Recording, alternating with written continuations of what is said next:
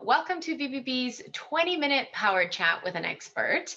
This is really a monthly series where we focus on topics that are timely and can further support your business. So today's speaker is Katherine Englander. She's the president and HR consultant at Human Resources Partners for Business, so HRP4B Inc, out of St. Thomas, Ontario. And so I think this is really a great presentation. We're going to focus on 5 key areas that can really impact any size business. So without further ado, Katherine, I'm going to let you take it away. Thank you very much, Monica. I really appreciate this opportunity to speak with you today and to answer questions and try to help our business community, because the entire reason I got into human resources was because I like to help people and I like to work with people. So we are a human resources consulting and contracting firm based out of St. Thomas. We work throughout Southern Ontario. We have clients as far as Windsor, the GTA, Listowel, Owen Sound. So we can come on site or we work virtually as needed. I don't work alone. I have a team behind me. I rely heavily on them. So we offer all human resources services as a third party to any company that needs us, whether it be from recruiting to job description development. We work with companies as small as those with 1 employee up to 65, 75 employees. We do work with larger companies if needed to do special projects because they undoubtedly would have their own HR department. So we just support their department doing things like harassment investigations or compensation studies for companies that already have an HR person. So one of the questions I get asked quite often is, how long does it take to hire an employee? And right now we are in an employee's market. We are in an even more of an employee's market than we were before, due to the fact that the federal government still has CERB available to people. So there is less incentive for people to go to work, and there's more incentive to stay home and collect government money without having to worry about going to work. But in any case, what we would like to work, if you work with us, we'd like to have a 6 or 7 week window in order to hire an employee for you. Or if you were doing it on your own, we would suggest 6 or 7 weeks. If you want to do it on your own, you should it's number 2. Well, number 1, update your job descriptions. Number 2, post your ad in as many places as you can. Use all of your social media, tell everybody you know, and post your ad widely so that when you start the process, you will receive as many resumes as possible. Keep track of your applicants on a tracking spreadsheet, and we also use the factors that we are looking for in the correct fill for the job. Quite often a client will say to me, I'm going to collect the resumes and I'm going to call them all at the end of the 6 weeks. Well, right now in the current market, my guess is that if people are really looking for work, they will not be around. The lifespan of a resume right now is about a week or less. So when you receive a resume, you've got to get in touch with that person as quickly as you can. We do a lot of recruiting, especially right now, and we find that if we aren't jumping on the resumes right away, we lose them. If you are looking for somebody in skilled trades, I'd give yourself even more than 6 or 7 weeks, because it's very difficult to fill a skilled trades role. And while I'm on that topic, if you are looking to fill a skilled trades role, some bonuses that you can offer are things like a signing bonus, or an extra bonus for coming on to work with you and staying with your company they wouldn't get the signing bonus immediately. They would get it perhaps after the successful completion of 6 months to a year of work. So I also get asked this quite often: how do I terminate an employee with low risk? And the most important thing that I can say is to be fair. And if you treat your employees fairly from the beginning, that lowers your risk. And by fairness, it means many things. It means that you need to celebrate good work, but you also need to hold employees accountable and have those difficult conversations where you let them know that their work is not up to par. So for example, you've got an employee who just completed a report which was full of spelling mistakes, grammatical mistakes, and didn't actually hit the mark. So you would within 24 hours of receiving the report, you'd set up a meeting with the employee and say, Mary, I received your report and I was a little bit disappointed because I did find a lot of spelling mistakes, some grammatical errors, and I found you didn't hit the mark. So can you please in the future provide me with your best work only? Can you please double check your work, whatever it might be? Because as you're building up a case to terminate someone, the fairness and letting them know that you're holding them accountable, when you get to the end point, if you do have to terminate that person, it's not a complete shock. I recommend a notebook or notes on your computer indicating the conversations that you've had with the employee, which are perhaps positive and negative, dates and times and what you said in the conversation, so that when you get to the end point, if the employee says, I'm completely shocked by this, you can say, but I spoke to you on January 10th and I spoke to you on February 1st about your, so that it's not such a shock. And I know that in the Employment Standards Act, you do not have to give a reason for terminating someone. But in my experience, which is long, if you give some reasons, there's less chance that you will hear back from the employee through an employment lawyer. And what I've got right here on this slide is how you actually do the termination, which means that you're going to give written notice and provide adequate notice based on Employment Standards Act. Plus, if it's an employee who's been around for more than perhaps I mean, it depends on the circumstance. We also have to think about common law notice, and that could be twice what the Employment Standards Act says. And at the very beginning of employment or hiring someone, you'll want an employment contract that has a termination clause that at least meets employment standards. If the employment contract is not fair, a judge will or may throw it out. So you have to be very careful in the employment contract that you use. So that would be my best advice on the lowest risk, is treating the employee fairly from the beginning and setting out what your expectations are through the job description, through the employment contract, and through policies, and holding the employee accountable. Workplace culture is extremely important. Your employees feel the culture of your business, whether you realize it or not.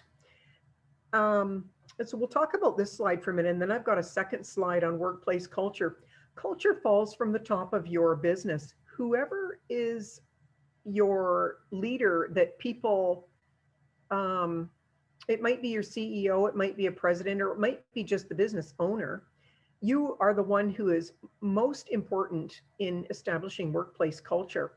It's how you treat people. It's how you act yourself. If you come in late every day and your employees expect you at 9 a.m. and you arrive at 9:10, they get the feeling that, oh, it's okay if I'm late. It doesn't really matter. So you are establishing culture in communications, in interactions with your employees every day that you are at your business. If you appear that you don't care about your business, your employees will care less about your business as well. In fact, I was on a noon hour meeting and I was coaching a young man, and I said to him that people don't leave businesses, they leave people, they leave managers who are not treating them properly or not recognizing their good work.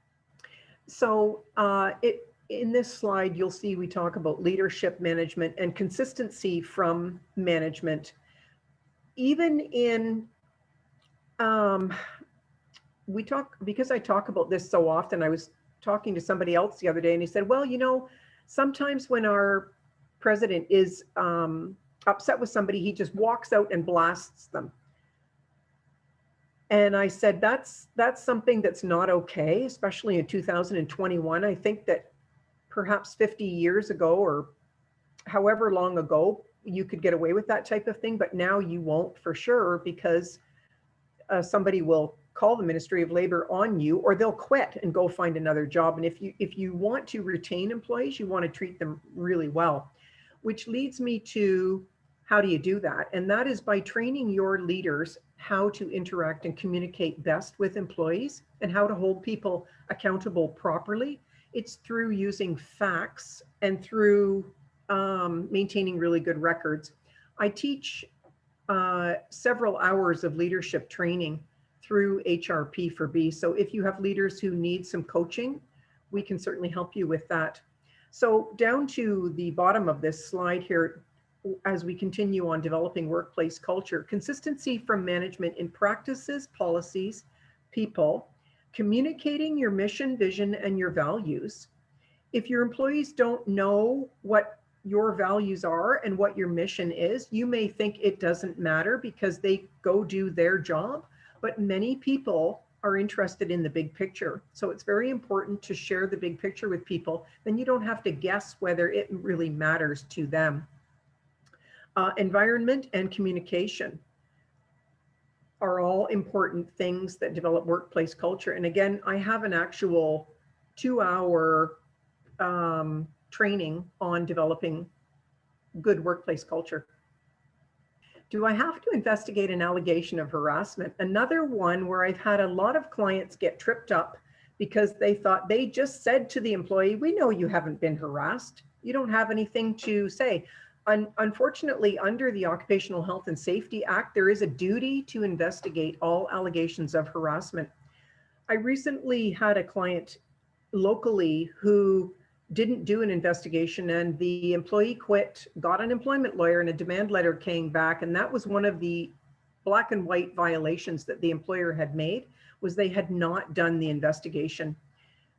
As an employer, you can do the investigation yourself if you have somebody on staff who is impartial, or you can hire an outside firm such as our firm. We did over 15 investigations in 2019. And I think we might have done about 10 last year, but there were less because there were less people in the workplace.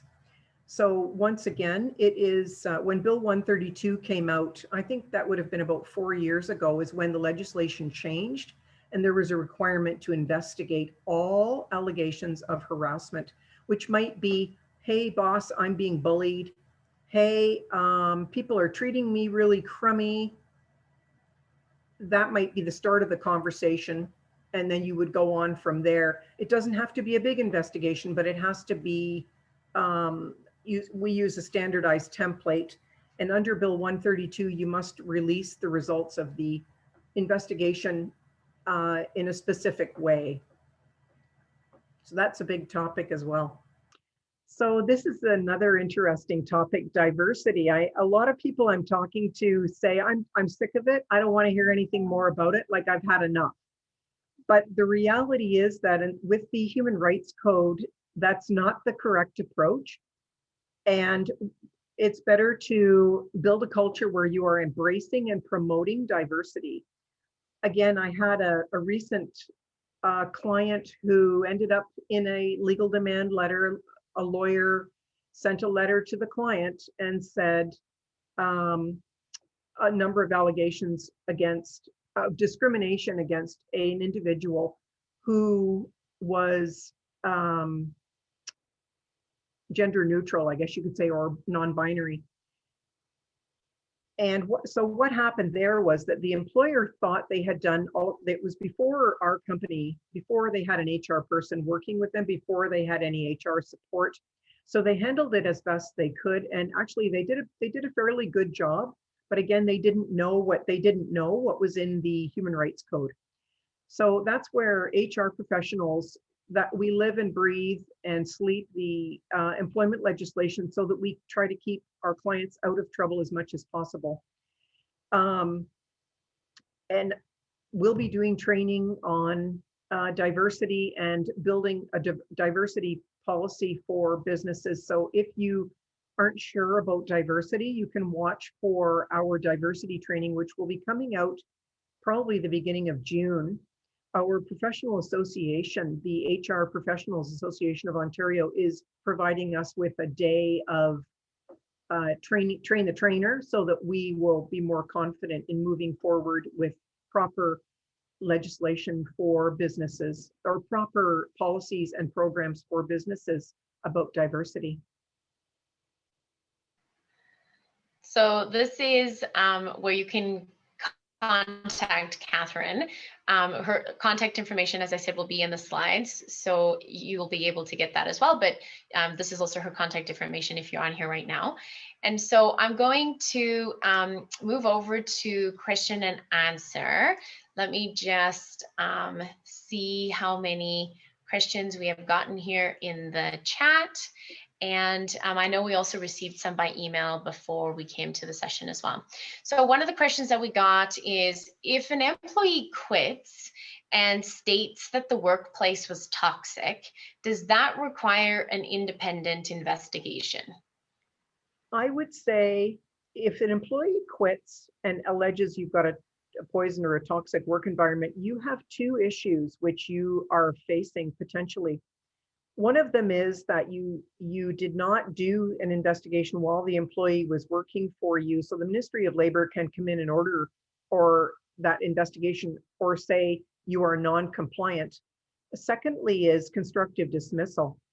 And in this situation, constructive dismissal could be alleged by the employee that they had to quit because the environment was so toxic or poisoned and they couldn't work there anymore. That's what constructive dismissal is. So you would want to, there should have been some conversation or conversation or discussion with the employee before they quit, hopefully about the fact that it is toxic. Somewhere along the line, hopefully they went to a supervisor or there was some sort of communication that somebody is bullying me or a leader is picking on me. And honestly, when we do an investigation, the findings are quite often that there isn't harassment or there isn't bullying or it's not a toxic work environment, but it is a leader who is not leading well. So then we make recommendations on how to coach the leader to properly communicate with employees so they don't feel bullied. From time to time, we do find there is harassment or bullying or a toxic work environment. And when we do find that, we make recommendations on how to repair the workforce going forward. Could be a number of things. It might be training. It might be, well, actually training is one of the main things we do, but it might be an apology. So there are a number of recommendations that we make when it comes to that type of situation. And then let's talk a little bit about employment and hiring. So I know you were talking about that, 7-week window in there, but it is getting kind of tight because of just how many opportunities there are out there for employees. So is there anything that organizations or businesses can do to prepare for that and always try to stay updated on that if they do need to change or to hire a new person?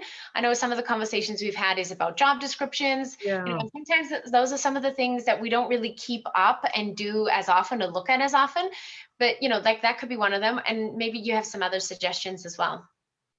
Well, right off the hop, you're right, Monica, with the job descriptions is so you should have job descriptions for everybody in your company anyway, even if they are loose. At least you've got something in writing. So if that person suddenly quits, you can repost that job. Now, job descriptions aren't work instructions. They aren't standard operating procedures. They aren't. So those things also help. So we would encourage companies to have those things written down so that if I get hit by a bus tomorrow, somebody on my team can step in and my client list is there, the work that we're working on is there, and they know how we do things and they know our processes and our procedures. The job description should be updated annually maybe around the time of an annual performance appraisal would be a good idea. And in updating the job description, the employee is the one who knows the job, if they've been in it, the best, along with their direct leader. Other than that, off the top of my head, I can't think of anything. The other thing I was thinking about sometimes that can be beneficial is cross training, right? Like Oh, yes, sometimes we don't, we yes. have job descriptions and then you were talking about manuals and that's great. But then if you don't really have people who can jump Mm, in, even just to back cover you up. vacations or sick leave or anything like that, right? Right. That's absolutely true. Training and making sure that you're not the only one. It's interesting because as a business owner myself and as president of my company, I'm thinking, okay, if I would like to take a holiday, which would be ideal someday, if we could ever go anywhere, um, have I got people in place who can do everything, and what pieces can't they do? And can I get them trained so that they can do that if it comes up? Right now, I personally do most of the training for my company because I'm the one, like I've been teaching at Fanshawe for over 12 years. So I have a lot of experience and I have a lot of material and I have um, like a large background in training. But if I do go away at some point in time, who will back me up for that type of thing? Because training is a big part of what we do in our company. So there are many things to do to get ready. And then let's talk a little bit more about diversity. So, I think some organizations can feel really overwhelmed and just think, I want to do the right thing, but I just don't know where to start. I don't have time sometimes even to just take a look at, all of the requirements. And what do I need to adjust in my organization or business if they are some of those things? So, what would you suggest would be a good starting point for someone who's, really wanting to focus in on this and make sure that they're doing the right thing? So if you're looking at, say you're looking at resumes, and what I tell people, people in smaller businesses quite often hire their friends, which is probably one of the worst things a small business owner could do because your friend may not have any of the skills that you actually need in your business. It's better to advertise or find somebody who has the skills that you need in your business. Say you are a restaurant and you hire your next door neighbor to be a server, but your next door neighbor has never been a server and they think they can do it, but they actually, it's serving is a very difficult job. To be a waitress is very difficult, or a waiter, very difficult. So post your job, look at the resumes, and so then after that point in time, screen the resumes based on qualifications for the job. If you are concerned about language barriers or things like that, do a phone interview. Does the person have the language skills to do the job you need? Not everybody will be customer facing, or not everybody will be speaking with customers on the phone. So if their level of English is not um, quite as high as you want it to be for customer service, there might be that might not be needed. So hire based on the qualifications for what you need rather than hiring friends. And don't be afraid to try somebody who's different. Now, of course, for some things we need to have Canadian experience. But if Canadian experience isn't needed for your company, then you can certainly look at any resume of with somebody who has the right skills, whether it be degrees, diplomas, or experience. And we recognize experience in my company quite highly because you can't buy experience, you have to earn it. Yeah, absolutely. Well, thanks so much, Catherine, for being able to share some of these insights with us today. Again, just as a reminder, Katherine Englander is from HRP4B Inc, Human Resource Partners for Business. And you can find her information on the bbb.org profile, or also, as I mentioned, we will reshare the slides with everyone and post this as well on our YouTube channel. And we want to thank everyone for attending today's session. If you need to reach out with any more questions, please send us an email. And also you can direct some of your emails and your questions directly to Catherine. I hope that all of you have a great rest of the day, and we will see you again next month for our 20-minute BBB Power Chat. Have a great afternoon, everyone. Thank you very much, Monica, and everybody for attending.